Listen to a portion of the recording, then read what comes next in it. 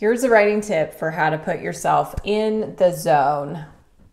If you're sitting there and you're trying to write and nothing's happening, you can do this. I've used this before. This works. I don't actually have the problem of not being able to write because I write every day, so it's ingrained into me. But here's the tip. So before you write, before you get started, just like grab your notebook and write down, a line to God, to however you perceive God. I write down the word or the letter J, which stands for Jesus. So it's like I'm having a conversation with Jesus. And I will literally say, I'll say thank you for this gift of life. So I started off with gratitude. And I'll say something like, please work through me today. Use me as a vessel for whatever you want done. So it's like I'm taking myself out of the equation and I'm asking God or something higher than me to step in and use me and to guide my work, basically. So you're calling on something bigger than you, God, the universe, spirit, whatever terminology you want to use, whatever you believe in, it doesn't matter. It's like all the same thing.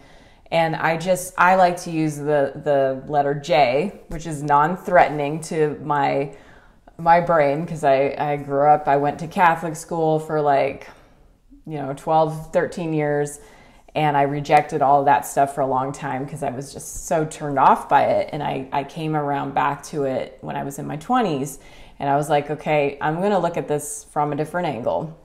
So I just used the letter J. And it feels comforting. It feels like soothing. And that puts me in a good vibe to be able to start working on whatever the writing project is.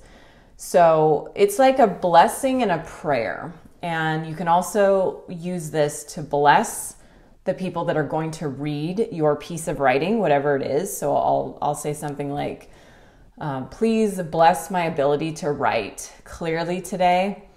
May every person that reads this email, article, whatever it is, may every person who reads this experience growth, peace, success, whatever it is that you want to pass on to people. So it's a blessing, a prayer.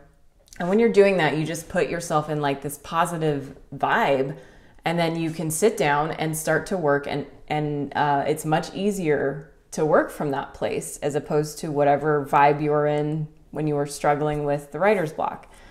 So yeah, taking yourself out of the equation, realizing that there's something higher than you, and you're asking that higher power to guide your work.